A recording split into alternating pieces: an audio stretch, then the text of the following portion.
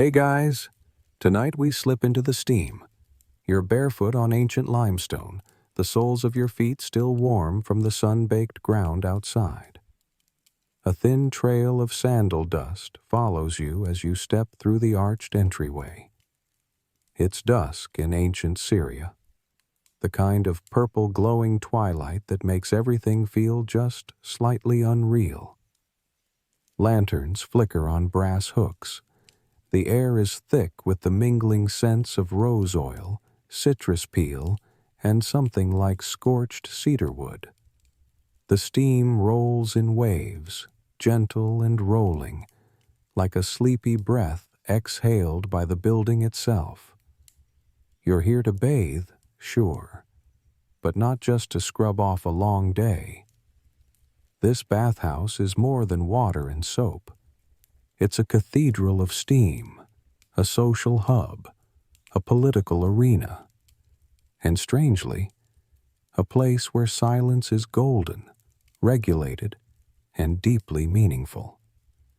Not quite what you'd expect from a place full of half-naked strangers.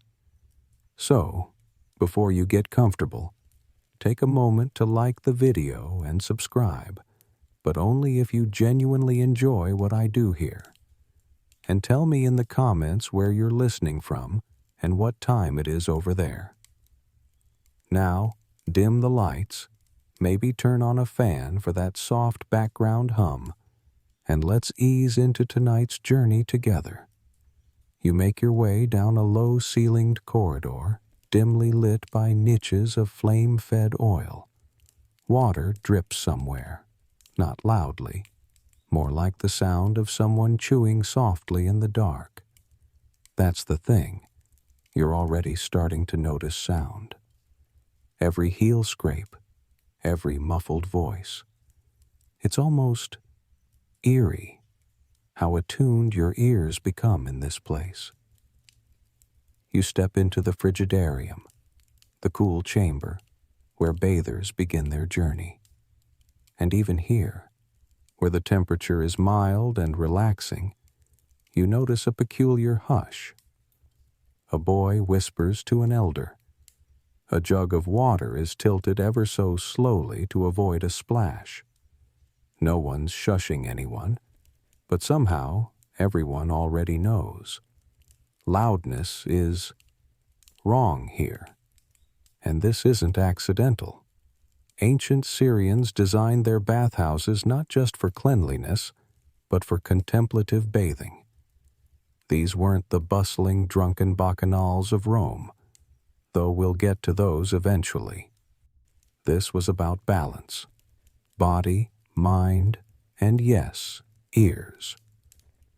Historians still argue whether this Syrian hush came from native spiritual practices or from imported Zoroastrian rituals of purity. Either way, by the early 1st century CE, silence in public bathhouses had become more than a custom. It was an expectation, sometimes even law. You slink forward to the tepidarium, a warm chamber with waist-high benches and walls stained with age-old moisture. A thin, musical drizzle trickles from a fountain shaped like a lion's mouth. You take a seat. The marble under you is slick, but not unpleasant. The man beside you, he's wrapped in a linen sheet, eyes closed, breathing in a slow pattern that makes you mimic him without thinking. You want to ask something. Maybe, how long do people stay here? Or, what's in that oil? But even opening your mouth feels like cracking glass. Instead, you listen. The silence here isn't the absence of sound. It's the presence of quiet. It's curated, balanced. The occasional throat clearing stands out like a brass cymbal. A dropped comb clatters for what feels like eternity. You think you hear a yawn echo, but you can't be sure. Every sound is a ripple in a smooth, still pond. Fun fact, in some cities, It's believed bathhouse attendants actually carried small bronze chimes, not to ring, but to test the stillness. If the chime's vibration traveled too long, it meant the noise level was creeping up. That's right. These guys used sound to measure silence. Weirdly poetic, right? And no, this wasn't just about being polite. Silence was linked to health.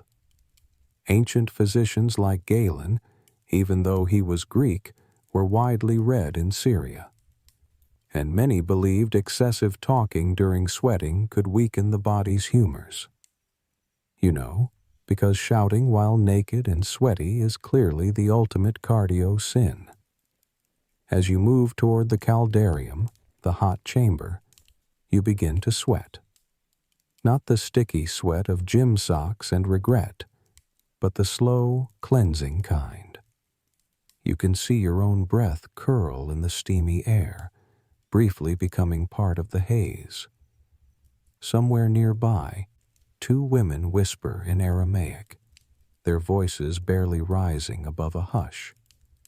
They're not scolded, but you do notice a glance from an older bather nearby. A look that says, "We don't do that here." And here's where it gets slightly surreal. Some scholars suggest that certain bathhouses had silence thresholds marked with painted lines or symbols on the wall. Cross that line into the inner chamber, and the expectation was no talking, no humming, no singing, not even soft chanting. You weren't just washing your skin, you were cleansing your spirit through stillness. We have clay records from Dura Europos, a Syrian city near the Euphrates, that mention bathhouse rules. While most are about water use and fees, there are occasional notes like offense, disruptive tone, or punished, laughing in echo chamber. Laughing. Imagine a world where your giggle might cost you a coin. You lie down on a stone bench. The warmth seeps up your back like it's trying to write a poem on your spine. The ceiling is curved, smooth, made of brick, and perfectly designed to catch your voice and fling it back at you. Which is the point. If your voice echoes, you're too loud. The bathhouse doesn't shame you.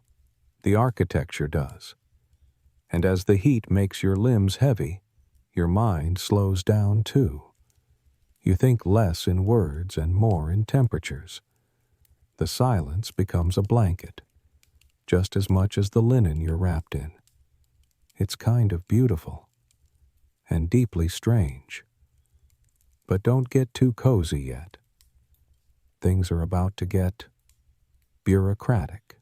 You stir from your quiet soak, shifting slightly on the warm slab beneath you, and a faint squish sound escapes. No one reacts. Good. Safe. But you remember the warning glance from the last chamber, and now your ears feel like watchdogs on high alert. This bathhouse isn't just about bathing.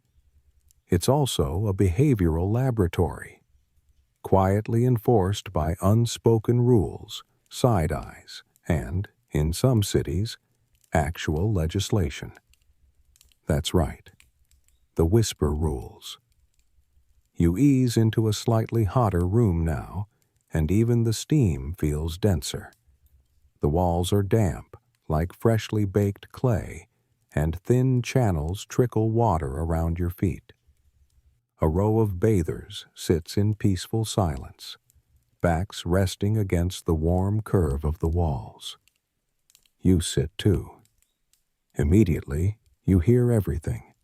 The snort of someone stifling a sneeze, the creak of shifting bones, the splash of a ladle into a bowl. So many sounds, but all carefully rationed. The idea here isn't to eliminate sound, it's to control it. And in the ancient Syrian worldview, noise had weight. It took up space. It could disrupt not just peace, but the moral order of things. A sudden laugh might be seen as an act of imbalance, even impurity. So city councils, yes, actual administrative councils, began to craft sets of bathing behavior codes. Some are dry and technical, listing water rations and hours of operation. But scattered among them are noise clauses, usually in flowery language. Let the bathers restrain their joy and debate, for harmony dwelleth in silence. Fancy way of saying, no shouting, Socrates. And yes, debates were a problem.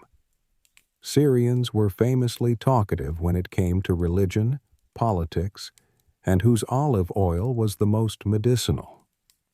And while those conversations were fine at the market, once inside the bathhouse, they were considered disruptive. Historians still argue whether these whisper rules were strictly enforced across all classes, or whether they were mainly a concern in elite urban bathhouses. Because out in rural Syria? Probably more like, scream if you want to. Here in the city, though, the structure itself helps you behave. Notice the acoustics. The ceiling rises in a gentle dome, coated in a mosaic of glazed tiles that glitter faintly in the lamplight. That dome was engineered to bounce sound outward, like a giant audio shaming device. You speak too loud, and the building throws your voice right back at you, twice as loud. Ancient sound engineers, basically. One fringe tidbit. In one bathhouse inscription near Homs, there's mention of a job called Muhib al-Samt, literally, lover of silence, likely a nickname for an employee who wandered the halls, listening, not scolding, not punishing, just noting, like a hall monitor with a towel and a very finely tuned ear. And if you're wondering, yes, people were punished. The fines varied. A single coin for a first offense, a double fine if your outburst included anything political. And if you argued about the fine? Congratulations, you just bought yourself a lifetime ban. Harsh? Maybe. But to these ancient bath-goers, the bathhouse was as sacred as a temple, if temples had a lot more nudity and communal exfoliation. You notice a small bronze bell hanging in an alcove. No one's touched it. That's the point. It's like a fire alarm for sound. If someone really got out of hand, a drunken uncle perhaps, it was rung once. That was all it took. The shame? Deafening. You slouch lower now, your head resting against the warm tile behind you. A thin stream of hot water pours from a spout near your feet, and the splashing is perfectly muted, like it's been trained. Maybe it has. One theory suggests that certain stone basins were shaped specifically to reduce splashing. Imagine designing a bowl for a better sound experience. Welcome to ancient Syria. A man beside you coughs. Immediately, he pulls his towel up over his mouth and gestures an apology to no one in particular. You're not sure why, but it makes you respect him. Imagine a world where public coughing was shameful instead of just annoying. And here's another quirk. Some baths had tone testers. Yes, that's what modern scholars call them. They were narrow passageways with acoustically reactive walls. You'd walk through, and if your footsteps echoed too loudly, you were sent back out. Go adjust your sandals, loud walker. Now, you're not walking anywhere. You're melting slowly into the bench, half steamed, half hypnotized. And in your haze, You start to notice patterns. People are performing tiny rituals, scraping oils with curved tools called strigils, massaging their feet, patting clay into their hair, all in silence. It's like a dance. No director, just ancient choreography passed down without words. And yet, under all this order, you can almost feel the tension. Like everyone is trying to behave. Like silence isn't their nature, but their duty. And that, in its own way, is kind of touching. Even a little funny. Because humans, we're noisy. We drop things. We burp. We slip. We say dumb things too loud and try to cover it up with coughs. But not here.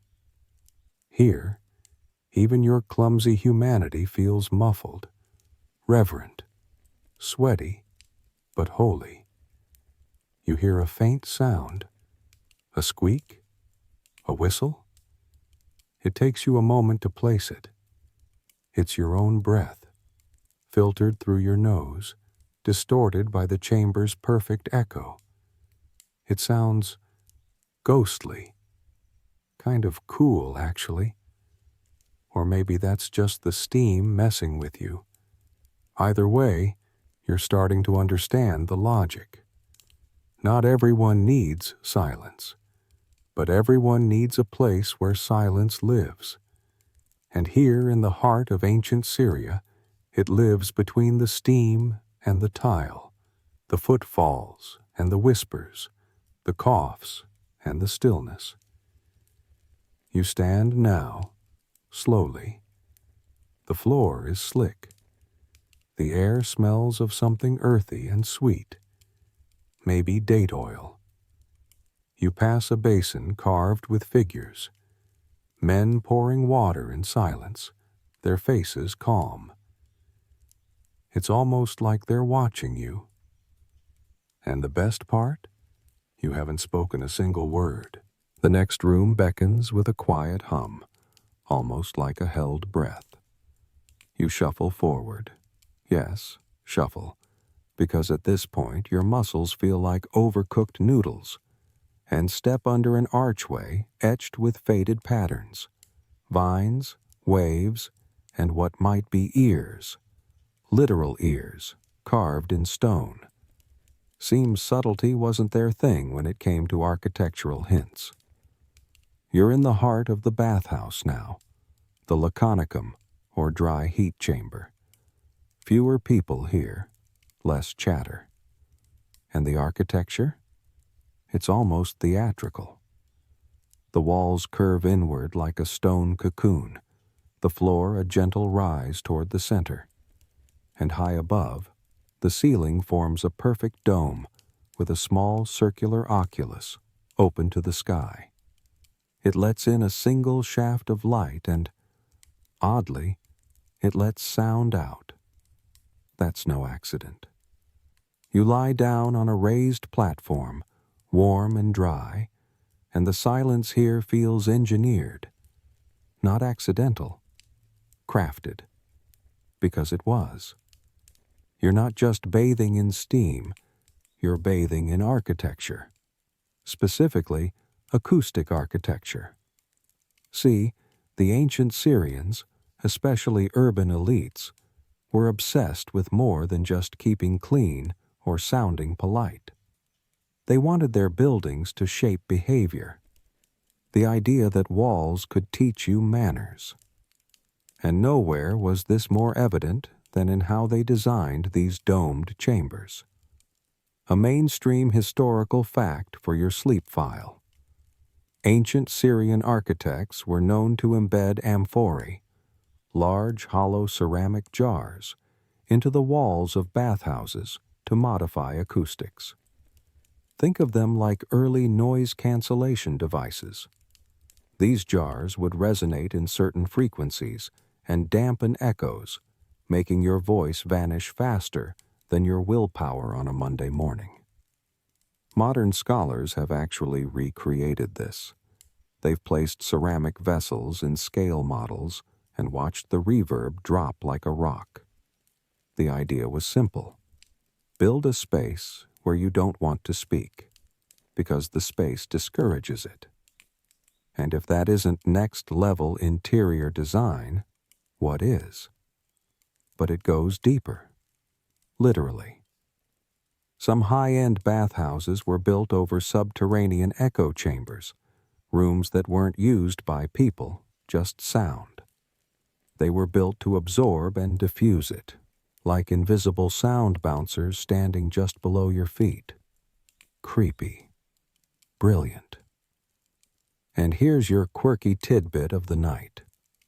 There's record of a bathhouse in ancient Apamea, one of Syria's grandest cities, that had an area nicknamed the Mumbler's Pit. Not an official title, but one scrawled in graffiti. According to archaeologists, it was a narrow alcove where the acoustics were so strange any sound you made came back to you distorted and whisper-thin. Locals believed it was haunted. Realistically, it was probably just one very well-placed jar and some sound geometry that would make a physicist weep. You feel your breathing deepen. Each inhale comes slower, and your exhale stretches out into the humid air like silk unwinding. And you start to realize something kind of spooky. You don't know what your voice sounds like in here. You haven't said anything since you entered.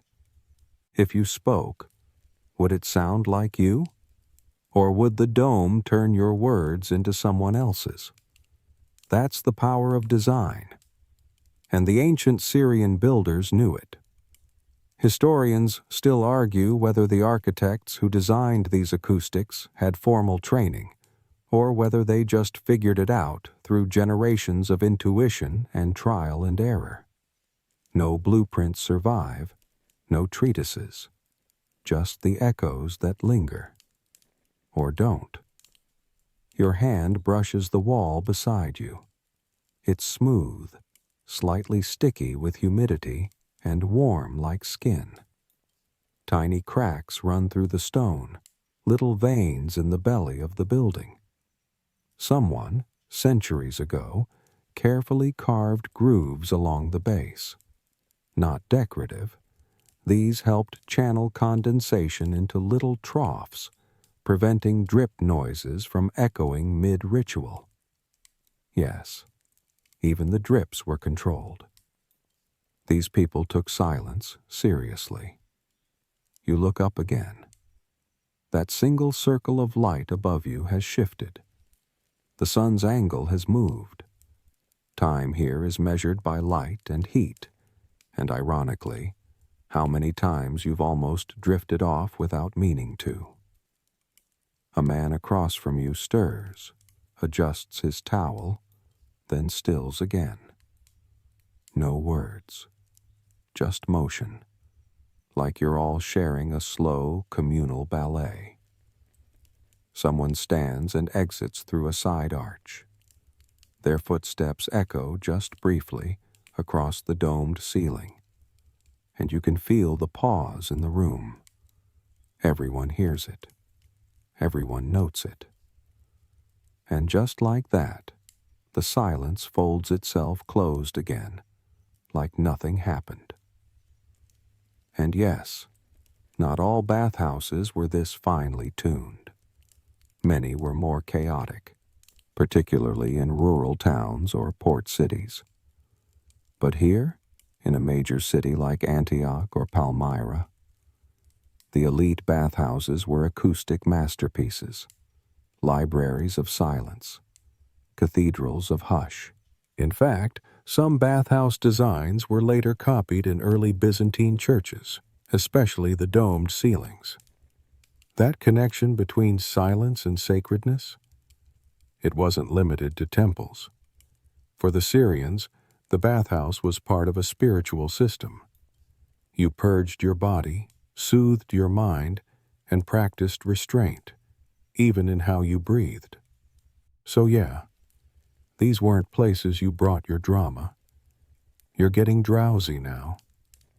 The heat presses gently on your eyelids, and your hands feel far away. And as you float in this belly of stone and soundlessness, you think one last thought before slipping deeper into the stillness. Who knew silence could be so loud? The air shifts as you shuffle into the next chamber, cooler again, darker too. A soft torch glows in the corner, illuminating what looks like a stone bench. But it's not for sitting. Not this one. This is a scribe's bench, and the man perched silently upon it is watching everyone, including you. You've stumbled into the quietest job in history. These men, bathhouse scribes, weren't writers of poetry or ledgers. They were observers of sound. Appointed by the city or temple authority, their role was to record auditory infractions. Too loud talking, laughter, political arguments, poorly timed burps. Yes, those too. And they wrote it all down. Imagine being hired not to speak, not to scrub, not even to serve, but simply to listen, in a building where everyone's pretending they don't make any sound at all.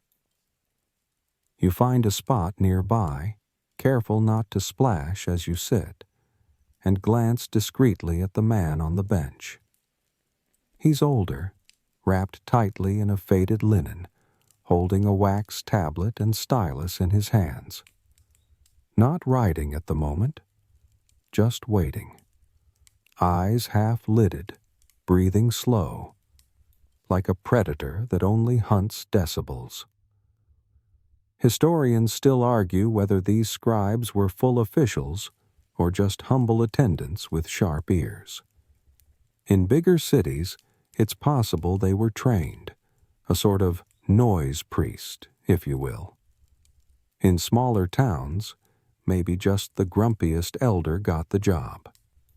The job wasn't glamorous, but it was powerful.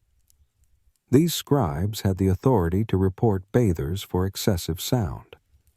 Their records would be reviewed by bathhouse overseers, or sometimes even passed to the city magistrate. And no, you didn't want your name on one of those clay slates. That's right, clay. Your mainstream fact for tonight. In many parts of Roman Syria, even well into the 3rd century, official notes were still scratched into small clay tablets, often baked for permanence. And yes, some have survived. One such tablet found near Damascus reads simply, 2 men, shouting, echo carried, warning given, one apologized. A moment frozen in mud. You shift slightly, and your towel brushes the wet floor with the sound of fabric dragging across sponge. The scribe doesn't move. You're safe. But still, unsettling. Now here's the weird bit. The fringe tidbit you didn't expect. Some scribes apparently developed a form of shorthand based on sound location. Like, if the noise came from the left side of the caldarium, they'd start the symbol with a swirl. From the archway, a vertical scratch. It's speculative, sure, but the patterns do appear on some surviving tablets. Noise cartography, basically. You close your eyes for a moment and imagine it. This ancient man, centuries ago, sitting just like this, hearing a splash, a giggle, a sneeze, and recording it all like an accountant of whispers. And no, it wasn't always strict punishment. Many bathhouses had a 3-strike system. First, a note. Second, a warning. Third, a fine. Some even had sound probation. You could be assigned to the no-voice hours for a week. Like time out, but with steam. You lean back against the warm wall and notice the mural above you. Faded, but still visible, a painted scene of men bathing, each one with a hand raised to his mouth in a shushing gesture. It's not subtle. It's more like propaganda. Silence is bliss, written in colored plaster. You wonder what it must have been like, growing up knowing that even your bath time came with rules. Kids were taught from a young age that baths weren't playgrounds. Noise could disturb the gods. Or worse, the scribe. And that role, the watcher in the mist, wasn't just about punishment. It was about recording the soul of the space. A daily log of discipline and decorum. Which means, if you think about it, some of the only surviving records of these bathhouses come from the people who weren't allowed to make a sound themselves. You glance again at the scribe. He scratches something on his tablet. Tiny, sharp strokes. Did someone cough? Snort? You didn't hear it. But he did. And now you wonder, what would your tablet say? Stranger. Quiet. Listens well. Seems lost, but respectful. Not a bad entry. But here's the joke. These scribes had no one to talk to. Not here. Their entire job was to remain invisible. It's like being a librarian, in a library full of steam and nudity. Still, they were trusted, revered even. Some bathhouses carved their names into columns as a form of honor. Keeper of the stillness, one inscription reads. Poetic, heavy, possibly deserved. You rise now, nodding politely at the scribe, though he doesn't acknowledge you. That's the point. He's still listening, even now, even as you slip away into the next hall of heat and silence, leaving only the soft slap of damp feet echoing behind. But just softly enough. As you move deeper into the bathhouse, something feels different. There's still the hush, still the warm mist, but now there's a subtle tension in the air, like the calm right before a library sneeze. You follow the steam trail into a chamber glowing orange with lamplight, where rows of shallow pools ripple gently, disturbed only by the occasional toe swirl. This, as you soon realize, is the place where silence is no longer just social expectation. It's a commodity. Something you can lose. Something you can pay for. Welcome to the ancient Syrian world of sound finds. You lower yourself into the water slowly. It's just hot enough to make your skin complain before it relaxes. Around you, bathers sit almost theatrically still. A man stares into his palm. Another massages oil into his shoulders with a carved ivory tool. But no one talks. No one dares. You hear a soft splash, maybe someone readjusting a foot, and then a pause, as if everyone collectively waits to see if the splash gets logged. Because yes, in some cities, if you made too much noise in a bathhouse, you'd literally be fined. Not thrown out, not scolded, just docked a few coins from your purse. And depending on the offense, that could really add up. Here's your mainstream historical fact. In the city of Dura Europos, public bathhouses operated under a fee-based system where certain behaviors, like breaking pottery, using too much oil, or raising your voice, had fixed penalties. Some fines were as low as half a denarius. Others? Closer to a full day's wage. And if your offense disrupted someone of higher status, double it. The rules were often posted discreetly, etched in stone plaques outside the bathhouse or painted along the inner walls in elegant Syriac script. And if you couldn't read? Well, that was your problem. Literacy wasn't widespread, but word traveled fast. You'd figure it out the first time you laughed too loudly, and someone handed you a tiny clay token, your receipt for a fine. And that's another oddity. Some bathhouses issued small ceramic chips as fine markers, a fringe tidbit for your sleepy brain. Archaeologists have found hundreds of these tokens near former bathhouse sites, many marked with the same simple glyph, a raised ear. That's right. You were literally ear-tagged. You shift in the water and try not to move too fast.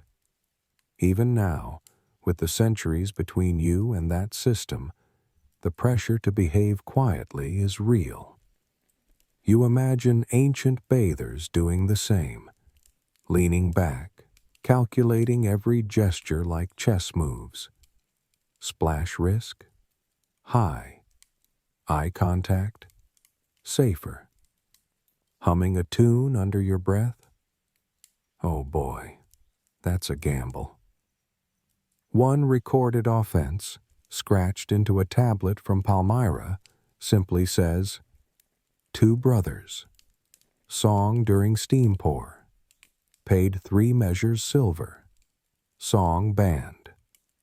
Historians still argue whether these fines were strictly enforced or more symbolic, a deterrent rather than a daily ritual. But the consistency of records across different regions suggests it wasn't a one-off gimmick. It was a system, one that spoke to a bigger idea. Silence wasn't free. It was cultivated, protected. And if you broke it, you paid. And it wasn't just spoken noise. There were punishments for foot-slapping, over-enthusiastic ladling, and, possibly my favorite, debate splashing, which probably involved someone gesturing wildly and flinging hot water during a philosophical monologue. A terrible combination of Socrates and a water park. Of course, not everyone paid. Elites often got away with minor offenses. If a nobleman laughed too loud, a glance. If a merchant's son shouted, that's a coin.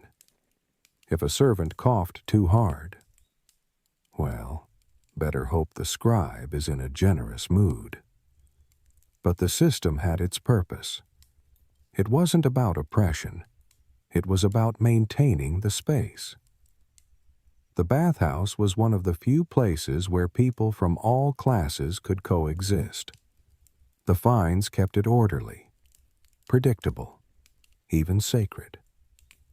You notice a shallow groove running along the edge of the pool. It's not a drainage line. It's a fine channel, used to funnel tokens and coins toward a small collection jar near the wall, which would be emptied at the end of each day. Some baths donated the collected coins to temple upkeep or public works. Others, allegedly, split it among the scribes. You can almost hear the internal struggle ancient bathers must have had. Is that cough worth half a coin? Will they count that splash? Should I have left my loud cousin at home? And for those repeat offenders, yes, there was escalation.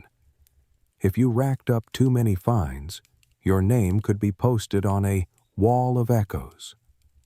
Not an official name, but a nickname given to a slate found near Aleppo, listing names of disruptors. Imagine being immortalized because you couldn't stop humming during a steam soak.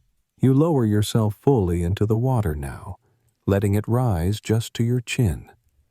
The warmth curls around your jaw, soft and perfect. You're so still, you start to feel invisible. That's the magic trick of the bathhouse. If you behave, you disappear. You melt into the architecture. You become silence. And silence, here, isn't absence. It's discipline. It's the sound of hundreds of people agreeing, without a word, to keep something sacred. For an hour. For an afternoon. For however long the steam lasts. You rise carefully. One foot, then the next. No splash. The scribe doesn't look up. You are, for now, a model bather. No token for you. You dry your hands with a linen cloth so soft it feels like it was woven by a cloud having a good day. A servant bows slightly as you pass, silent, of course, and you step through a narrow archway into yet another chamber. This one's less steamy. The floor's drier. The scent in the air shifts from warm stone and eucalyptus to something sharper, more expensive. Frankincense, myrrh, musk. You're entering the elite wing. And in here, silence doesn't just mean good manners. It means status. Welcome to the world where your soap reflects your class, and your silence is the final accessory. The chamber is long and narrow, divided into semi-private alcoves. Each one has a carved bench, a silver bowl for oils, and a small shelf for sandals and robes. The bathers here are draped in spotless linen wraps that actually match. No clay-stained towels here. You step carefully because these people notice everything, including how much noise you make when you walk. A servant offers you scented oil, sandalwood blended with something citrusy, and you accept with a nod. You notice they make no sound. Not a single word passes between them, yet everything is understood. This was not the experience of most Syrians. Out in the common baths, especially in towns or working-class neighborhoods, silence was encouraged but rarely achieved. Children splashed, merchants argued, jokes were told, soap slipped and slithered across tile with the sound of a startled fish. In those spaces, noise was just a fact of life. The enforcement of silence? Spotty, if not symbolic. But here? Here in the elite baths, used by landowners, priests, and upper-class scholars, silence was mandatory. But more than that, it was aspirational. Historians still argue whether the strict silence culture started with the elite or filtered upward from religious practices. But one thing is clear. To be truly refined, you had to master your voice. Even your breathing had to be elegant.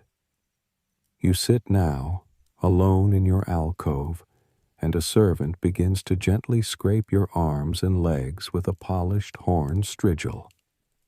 The sound it makes is faint, like soft paper tearing. The sensation is strange but soothing. You realize suddenly that no one is laughing. No one has laughed for at least 20 minutes. In these elite spaces, everything was a performance, from how you sat to how you exhaled. In fact, some manuals on etiquette have survived that advise bathers to breathe like a reed in wind and to avoid throat noises that mimic goats. So, keep your grunts to yourself, basically. And the soap? Oh, the soap was everything.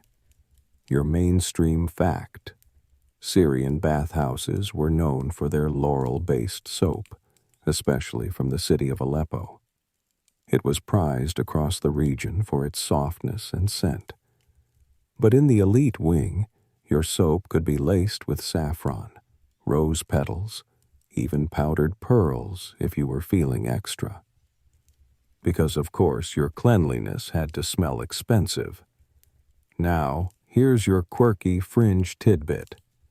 Some elite bathers, according to a 4th century tablet from Emesa, actually paid extra to reserve the quietest alcove in the bathhouse. It was tucked into a stone corner near the warm air shaft and came with its own scribe to ensure silence was respected. Essentially, the VIP lounge of quiet bathing. You start to notice the small hierarchies around you. One man reclines fully on his side, clearly a regular. His servant dries his feet with a whisper of cloth. Another bather nods once and gets his oil bowl refilled before he even raises his hand. There's a rhythm to this place, a choreography. And like any exclusive club, there were unwritten rules. Speak above a whisper? You're a novice. Drop your soap and fumble to catch it? Definitely a novice. God forbid you ask a question out loud. No, no. You nod. You raise an eyebrow. You point. You exist. Delicately. This is silent power, and everyone here knows how to wield it. But this enforced silence wasn't just about status. It also served to create an atmosphere of introspection. These elite bathers believed in something called harmonic containment, a theory that said your body retained energy more effectively when the mind was still and the environment quiet. You hear it echoed in the design, too. The ceiling here doesn't dome. It funnels, narrowing into a cone that channels heat downward while trapping and softening noise. A servant pours a ladle of warm water onto your shoulder, and the splash is muted, like it fell into wool. It's absurdly peaceful. And maybe that's the point. You start to wonder if silence here is less about noise and more about control. Every sound you withhold is proof that you belong, that you have nothing to prove, that your mind isn't restless, that you can sit here for 20 minutes or an hour, wrapped in nothing but linen and expectations, and still feel powerful. You lie back. The stone behind your head is warm. You hear your heartbeat faintly in your ears, like a far-off drum. Someone exhales across the room, just once, and you catch 3 people glance at him in perfect unison. Oops. You suppress a smile. Even here, even among the quiet elite, the rules are human, and occasionally someone just breathes a little too hard. Still, no one says anything. That would be worse than the sound itself. You're guided now through a narrow corridor, dimly lit, the air growing warmer again, not from the steam this time, but from glow. Flickering flames dance behind delicate bronze grills, and the walls here are painted not with vines or waves, but with symbols, stars, eyes, circles nested inside one another. There's an incense-like scent, heavier than before. You recognize frankincense again, but also something bitter and herbal. Mugwort, maybe, or crushed myrtle. It's the kind of smell that makes you feel like you're entering a temple. And in a way, you are. This is the sacred chamber. Not sacred because of religion exactly, but because of ritual. This is where you meet a very different kind of bather. People who weren't here for gossip, for oil, or even for quiet relaxation. No, these were seekers. You've entered the realm of the priests of the quiet order. Don't worry. There's no initiation ceremony.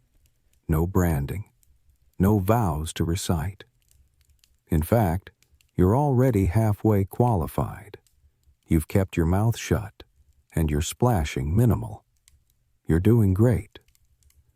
Now, these priests weren't part of any official religion. They didn't wear funny hats or get temples built in their names. But they followed a fringe philosophy that gained traction in late classical Syria, particularly during times of drought, war, or general unrest. Their belief was simple.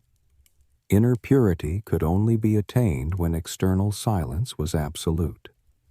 And not just silence of voice, but silence of breath, thought, motion, intention. You kneel now on a warm stone ledge. Around you, other bathers, though they seem more like monks, sit with eyes closed, palms resting upward, faces slack and meditative. The silence here isn't enforced. It's chosen, revered. Your mainstream historical fact. In the late 3rd century CE, a number of philosophical sects flourished in Syria, blending Hellenistic thought, local mysticism, and early ascetic practices. Among them was a group known loosely in texts as the Sons of Stillness, individuals who practiced prolonged silence in specially designated bathhouses or heat chambers of focus. They weren't ascetics in the usual sense. They ate, they drank, they participated in public life. But in the bathhouse, they became vessels of stillness. And yes, there are surviving inscriptions, short and cryptic, believed to be theirs.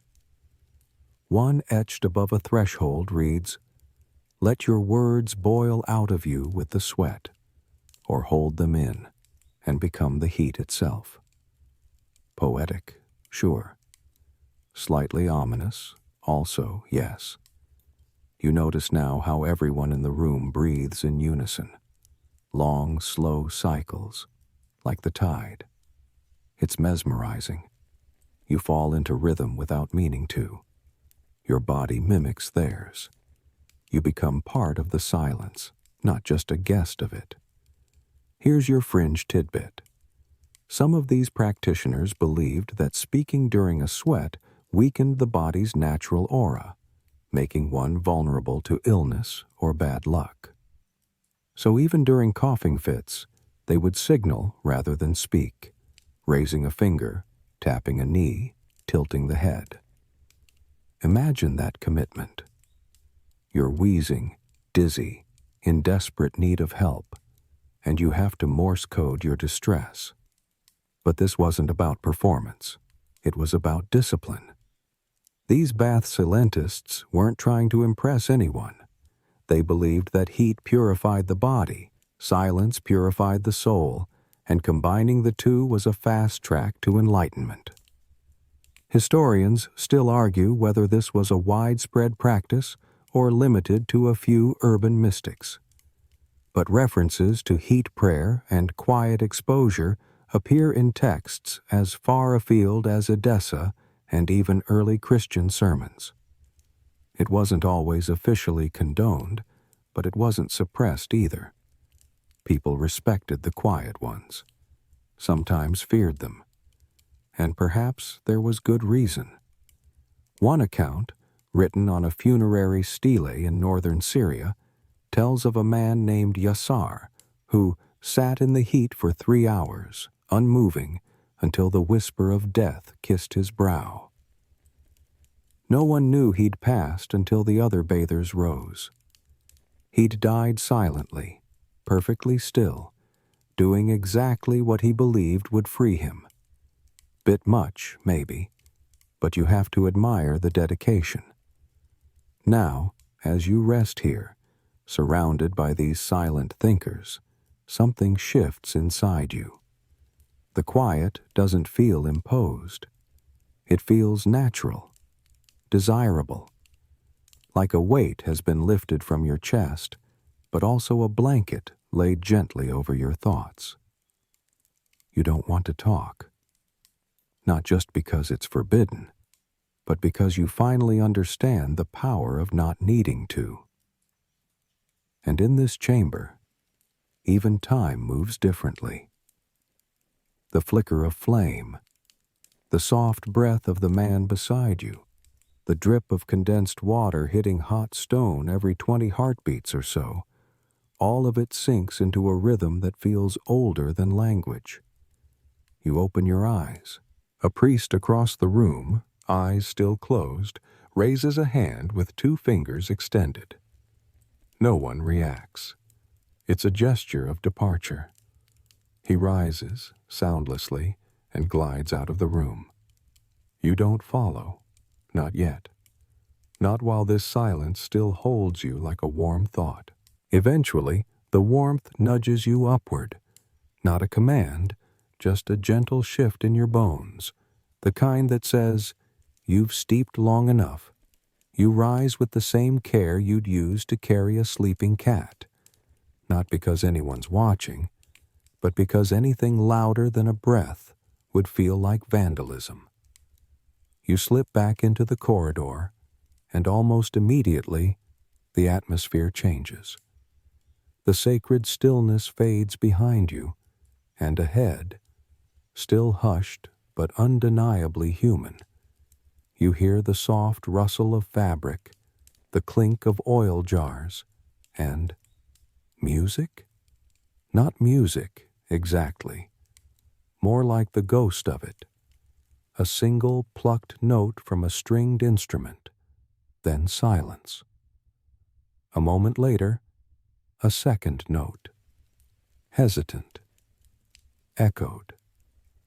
Welcome to the transitional chamber, the liminal space where silence begins to loosen, like a belt after a long meal. You're still expected to behave, of course.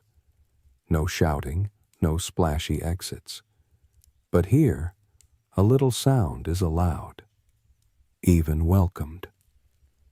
The chamber is long and open, framed with colonnades. Slits high in the stone walls let in golden sunlight, and through the glow you see other bathers stretching, talking softly, and rejoining the world. Because make no mistake, silence, in ancient Syria, wasn't forever. It was something you entered, and something you had to exit carefully. You take a seat on a warm stone ledge near the wall. Nearby, a boy no older than 12 plucks a few hesitant notes on a small oud, the Syrian lute. His father sits beside him, eyes closed, nodding slowly. No words pass between them, but the silence has changed here. It's softer now, playful even. Here's your mainstream fact. Many Syrian bathhouses had musical traditions associated with the final cooling rooms.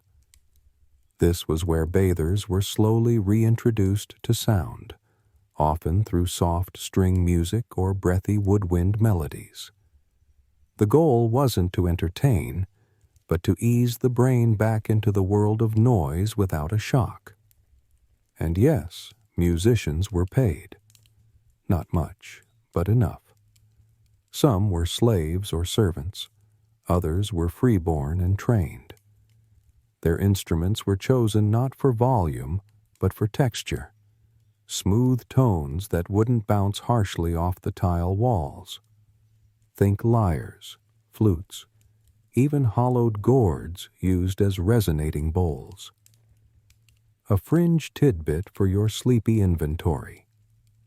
One bathhouse in Apamea is believed to have employed a sound transitionist, a person whose entire job was to time the shift from silence to music based on sun position and humidity. A kind of ancient sound DJ, if you will. You watch as a bather across the room stretches his arms overhead and lets out the first fully audible sigh you've heard in over an hour. Not dramatic, just honest. Others begin to stir too. A quiet chuckle ripples from a trio drying their hair. Still soft, still within the bounds. But yes, life is returning. Historians still argue whether these transitional chambers were used in all bathhouses or mainly in larger urban centers. Smaller towns may have skipped this step altogether, throwing bathers straight from the steam into the street. But in major cities like Antioch and Aleppo, the process was almost ceremonial. The idea was simple. Re-entry required easing. Your mind had been unspooled in silence. Your body had been scrubbed, steamed, and softened. The sudden rush of the outside world, market noise, donkey carts, shouting merchants, could be too much. So these rooms existed as buffers, half silent, half sung. Even the architecture here plays along. The ceiling slopes more gently, creating less echo. The walls are tiled not with polished stone, but with rougher plaster, absorbing sound rather than reflecting it. The floor is scattered with woven mats to dampen footfall. It's the sound equivalent of a dimmer switch. A servant walks past, gently setting down a tray of cool water and figs. You nod your thanks, still silently, still reflexively, and sip. The water tastes faintly of rose. The fig is soft and sweet, collapsing between your teeth with no crunch, no splash. Everything here is still curated for calm. You notice a man rubbing oil into his scalp, humming under his breath. The tune is simple, rhythmic, hypnotic. Another joins in, whistling along softly. A third taps his fingers on a basin just once, before catching himself with a sheepish grin. You smile too, because this is how it always ends. The silence dissolves, like sugar in tea, until all that's left is sweetness. And it's not the loud kind. It's the kind that lingers, an afterglow. And maybe that's the secret the Syrians understood. Silence isn't the opposite of sound. It's the frame around it, a way to make the return feel meaningful. You finish your fig. You lean back. A breeze moves through the corridor and lifts the edge of your robe. For the first time in what feels like hours, you hear the outside world, faintly. A wheel creaks. A hawker calls. Somewhere far away a bell tolls, and you realize you're not annoyed. You're not overwhelmed. You're ready. But not just yet. A final note from the ode hangs in the air, unanswered. You decide to stay for one more. Eventually, the sunbeam on the wall shifts just enough to signal it's time to move. You rise slowly, no rush, not after all that, and step out of the transition chamber into the final corridor of the bathhouse. Here, the air feels fresher, drier, like the world is slowly beginning to put its hands back on your shoulders, gently but firmly. You're not quite outside yet. This corridor is more like a liminal runway.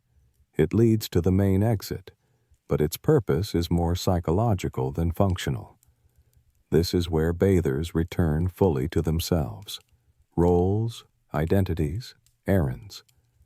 But the silence still clings to them like a wet robe.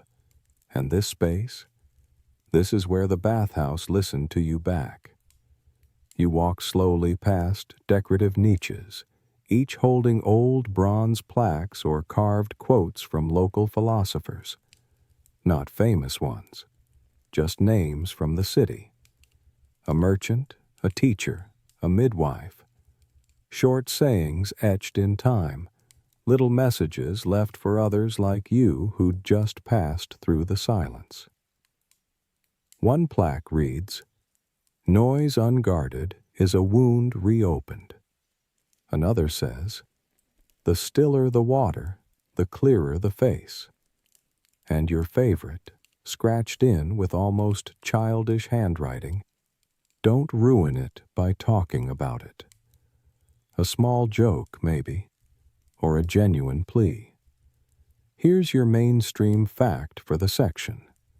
Many bathhouses in ancient Syria incorporated quotations and inscriptions into transitional zones and exits, echoing the Greco-Roman practice of embedding philosophy into daily life.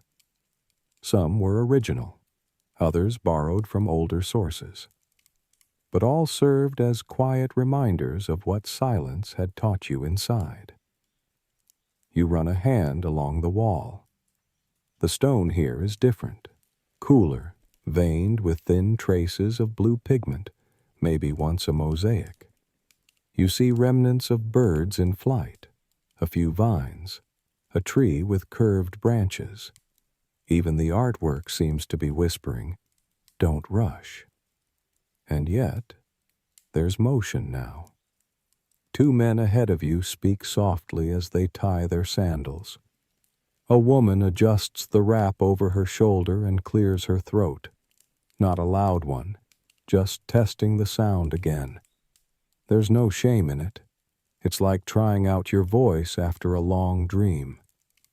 This corridor is also where lost items are returned. You pass a small alcove with a stone bench and folded towels, some frayed, some embroidered. A servant stands nearby, silent but alert, ready to hand back a forgotten ring or dry oilcloth. The bathhouse gives you silence, yes, but it also gives you back to yourself, piece by piece. And for the more sentimental, this was also where rituals of departure happened. Here's your fringe tidbit. Some bathhouses encouraged patrons to touch a carved stone or offer a breath toward an incense burner before leaving, a symbolic act to seal in the stillness. It was called mahafit, loosely translated as "what I carry out." You couldn't bottle silence, but you could acknowledge it, pack it emotionally, and try to hold on to it through the noise ahead. You watch as an elderly man stops before the doorway, places his hand flat against the wall, and closes his eyes for 3 slow breaths. No one mocks him. No one watches. It's just something you do. Historians still argue whether this was part of official ritual or just a local tradition, but the repetition of the gesture across multiple bath sites suggests it was meaningful to many. You move closer to the exit. The sounds of the city grow clearer. Hooves, chatter, birds, the metallic clink of a market scale. It doesn't feel jarring. It feels manageable, like those noises are part of something now, not intruders on peace, but co-stars in a quiet that lingers inside you. At the final step, you pause. A bowl of water sits on a pedestal beside the exit, filled with cool rose water. You dip your fingers in it, touch your temples, then your chest. You're not sure why. It just feels right. You step into the light. The sun is higher than you expected. You've been inside longer than you thought. But your body isn't tense. Your ears don't strain. And your voice? Still quiet. Not silenced. Just content. And maybe, you think as you tie your wrap and step onto the road, the greatest lesson the Syrians gave you wasn't how to escape noise, but how to carry silence with you. A kind that doesn't need perfect acoustics or whispering scribes or oil-slick marble floors. just presence, just breath. You pass a vendor calling about olives. A child tugs on your robe, laughing. You smile. You don't speak yet. Not quite yet. Later that evening, as the sun drips behind the rooftops like honey falling off a spoon, you walk the narrow streets of the city once more. Your skin still faintly perfumed, your mind unusually still. The bathhouse is behind you now, but it clings to you in strange ways. The careful way you place your steps, the way you listen before speaking, even the way your shoulders refuse to tense. You've been rewired, recalibrated, quietified. And here's where things get weird, in the best way. You begin to notice how the entire city responds to sound. A metal worker clinks his tools with rhythm, not racket.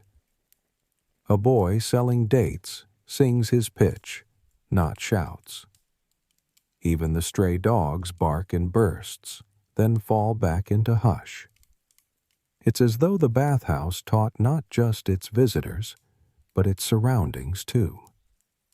Because in ancient Syrian cities, especially the wealthy, educated ones like Antioch, Apamea, or Dura Europos, there was a belief that a city's honor could be measured by its soundscape. Your mainstream fact. Several Roman and Syrian texts describe urban noise etiquette, in which civic pride was linked to public quiet. Streets near temples, libraries, and bathhouses often had rules against yelling, drumming, or even fast-paced riding. Some neighborhoods displayed signs, not unlike modern noise ordinances, etched in stone, politely urging passers-by to tread lightly and speak kindly. And while no ancient police force roamed the alleys with decibel meters, social pressure did the trick. You simply didn't want to be that person. You wanted to belong in the soft rhythm of the city. But you're not done yet. Not really. Because tonight, you're attending something rare. A silent meal. Not a monastic vow. Not a punishment. But a form of dinner held occasionally in upper-class Syrian homes, especially among philosophers, scholars, or eccentric merchants who liked to feel extra contemplative on a Tuesday. You arrive at a courtyard washed in amber torchlight. Low tables encircle a bubbling fountain. Around them, a handful of guests sit cross-legged on woven rugs. Everyone smiles. Everyone gestures. But no one speaks. The host, a round man with a half-gray beard and impossibly clean robes, welcomes you with a bow and a wave. You nod in return, suppressing the deeply modern urge to say, "Thanks for having me." Here's your quirky tidbit. These silent meals weren't just for show. They were believed to aid digestion. Ancient physicians like Galen, whose works influenced Syrian medicine heavily, argued that eating without conversation allowed the body to absorb nourishment more completely. Whether that's true or not, it gave the practice a nice scientific glow. You take your place and notice the tables set for the quiet life. No crunchy things, no sizzling platters, no sloshy soups. Just soft bread, honeyed fruit, dates, almonds, and a warm lentil stew served in clay bowls. Even the spoons are wooden. Everything muffled. You begin to eat. And here's the thing. They were right. Something changes. Without talking, without performing, you actually notice the food. The sweet burst of fig, the earthy slide of olive oil, the heat of cumin and coriander lingering in the back of your throat. Your meal becomes a kind of meditation. Around you, people nod, smile, raise their eyebrows in agreement, holding entire conversations without a single word. It's not rigid or cold. It's playful, joyful, even. A woman mimics the shape of a lemon with her hands, and someone else mouths, "Too sour." Laughter ripples through the group, not aloud, but in eyes and shoulders. Historians still argue whether these meals were part of larger philosophical systems or simply fashionable novelties among Syria's intellectual elite. But accounts exist, from tablets, private letters, even carved graffiti, suggesting that the ritual of shared silence was seen as a form of bonding, even intimacy.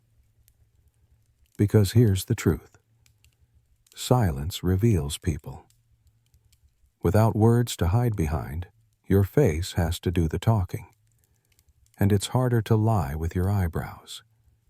You reach for your wine, lightly fermented grape, more juice than booze, and raise your cup. Others do the same. A quiet toast. No clinking, just shared breath. And then, as if planned, the host slowly taps a bell. A tiny one, barely audible.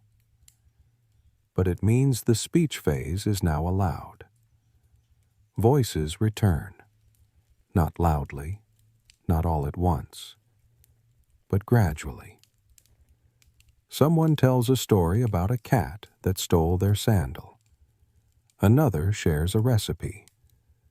It's as if the silence stretched the space between the words, so now every sound lands with more weight, more intention. You find yourself speaking less, listening more.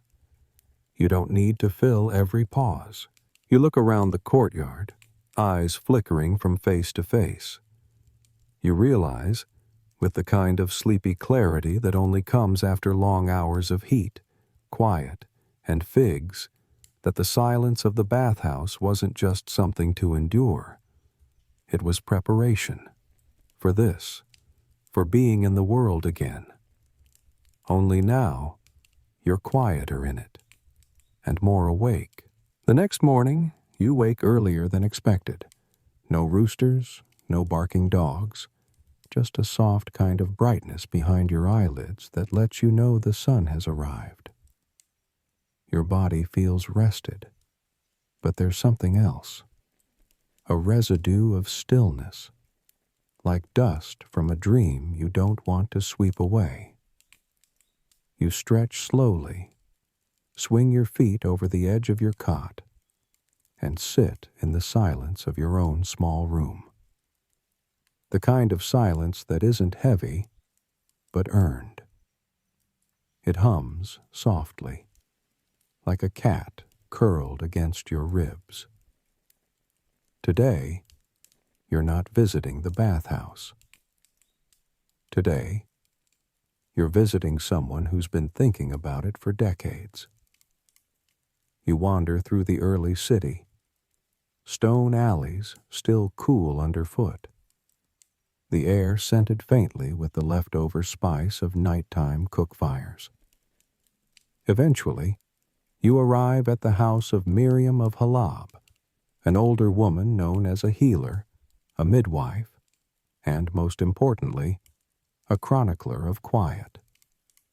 She greets you at the door with a nod, waves you in, and gestures toward a seat before handing you a warm clay cup of something fragrant.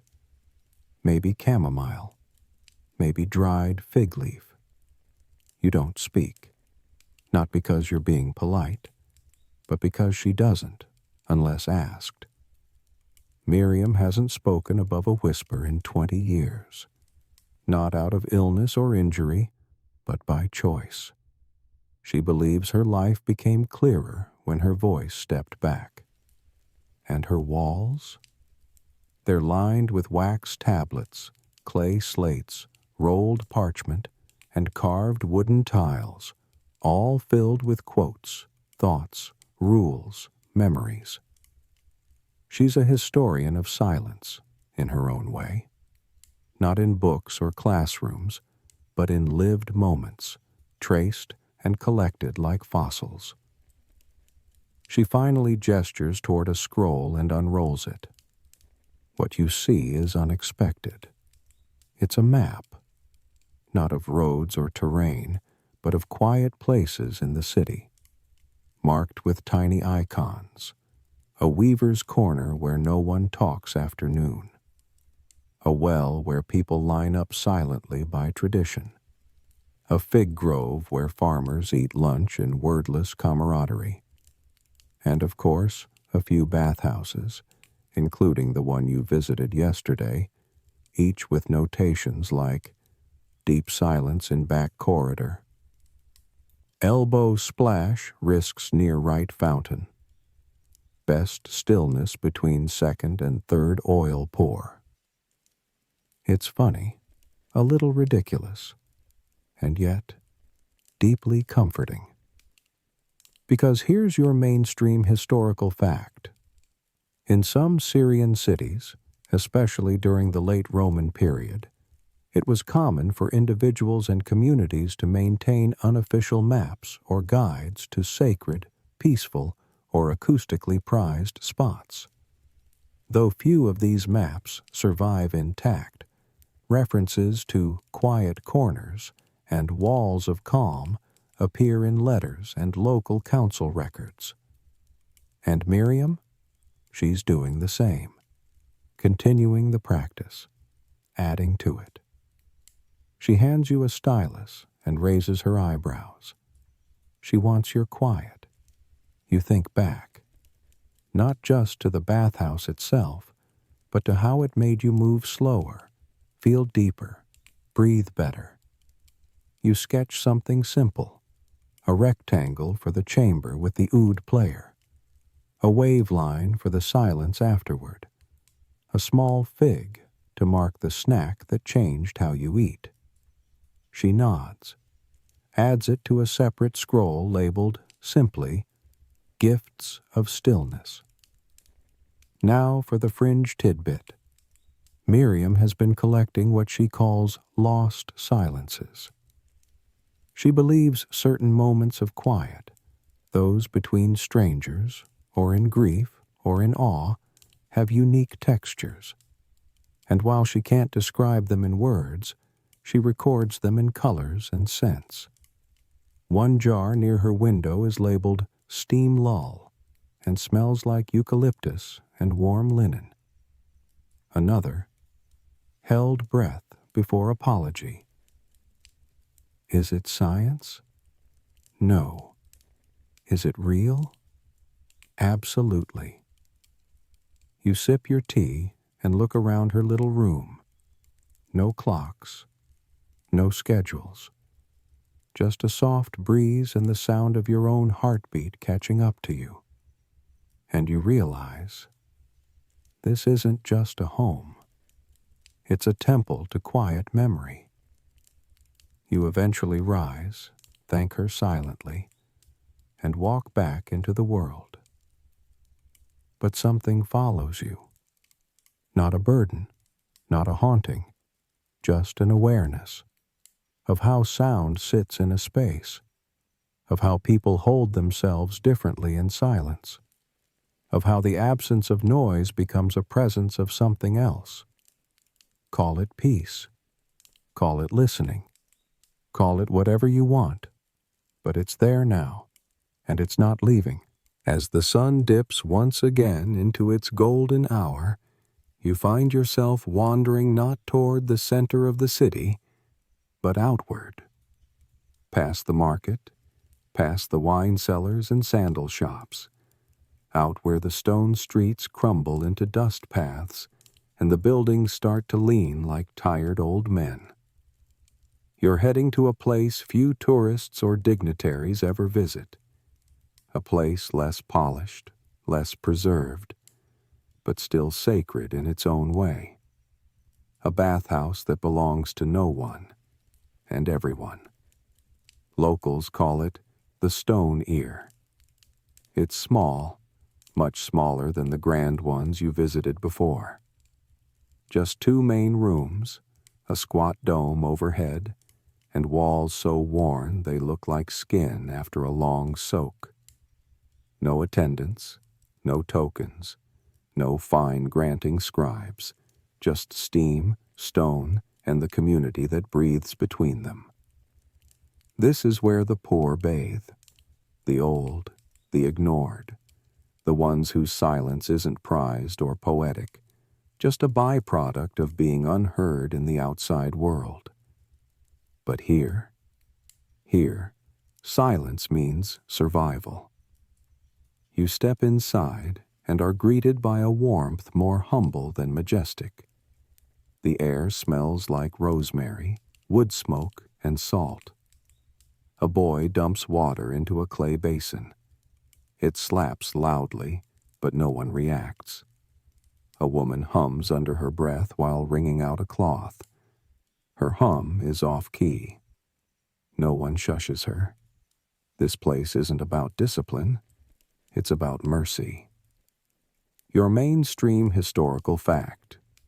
In many Syrian towns, public bathhouses existed in tiers, not just in architecture or price, but in function and culture. While the elite houses had scribes and scented oils, the common ones often operated on trust and necessity.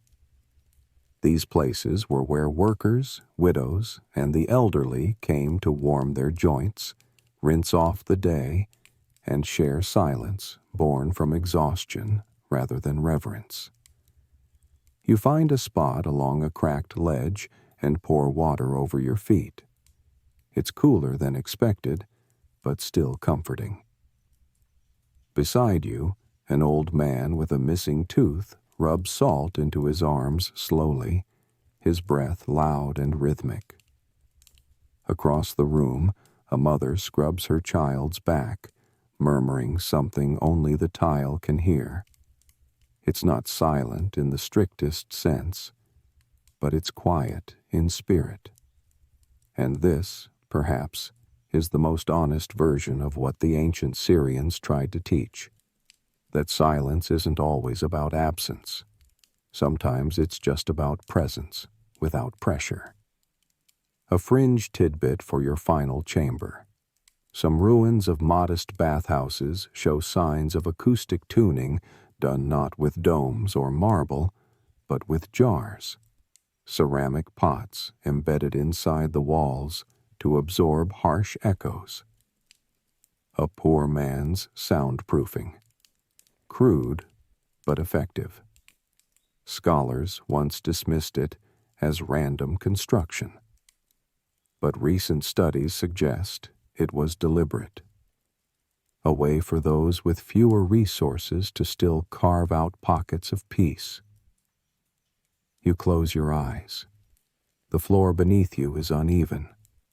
The steam carries no perfume, just mineral-rich warmth. And yet, something about this space sinks deeper into your bones than any marble-lined hall ever did. Because here, there's no pretending, no curated hush, no philosophical quiet. Just people, and their breath, their aches, their need to stop speaking, not to purify themselves, but just to rest. And honestly, that might be the truest silence of all. Historians still argue whether the culture of quiet started in the temples, the palaces, or the streets.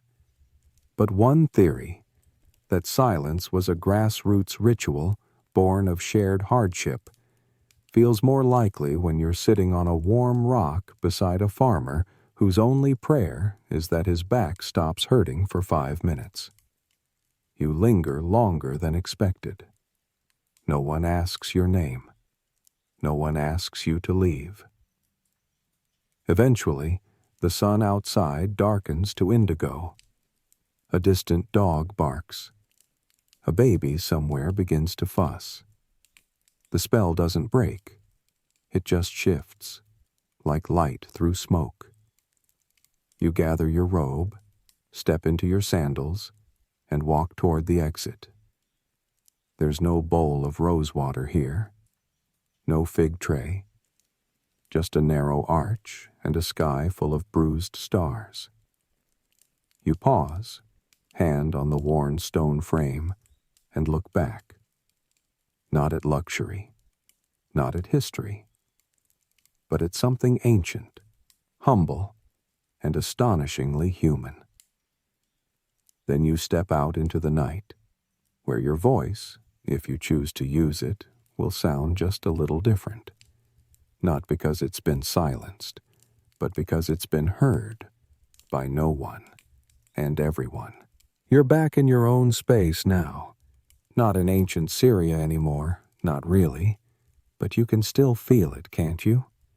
That softness behind your ears, that lightness in your chest, that little hush that's settled in your thoughts, making everything move slower, gentler.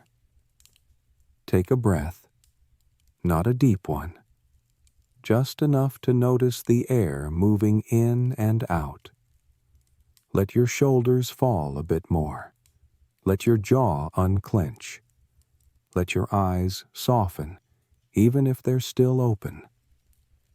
You've wandered through steam and stone, through silence shaped by emperors and market workers, mystics and musicians, mothers and midwives. And somehow, through all of it, you found yourself a little more quiet, too. That's the thing about silence. It's not about doing nothing. It's about doing things without rushing, without shouting, without trying so hard to be noticed. And if tonight has shown you anything, maybe it's this. You don't need marble halls or carved inscriptions to carry stillness with you. Sometimes, silence can live in the pause before you speak, or in the way you hold a cup of tea with both hands, or in the space between your thoughts when the world forgets to be loud for just long enough. So as your body sinks deeper into rest, let your mind wander back through the tiled halls, the whispered chambers, the fig-sweet meals, the humble stones of a bathhouse that listened more than it spoke. Let yourself drift. Let yourself be quiet without needing a reason. Sleep now, and may whatever noise tomorrow brings feel just a little further away.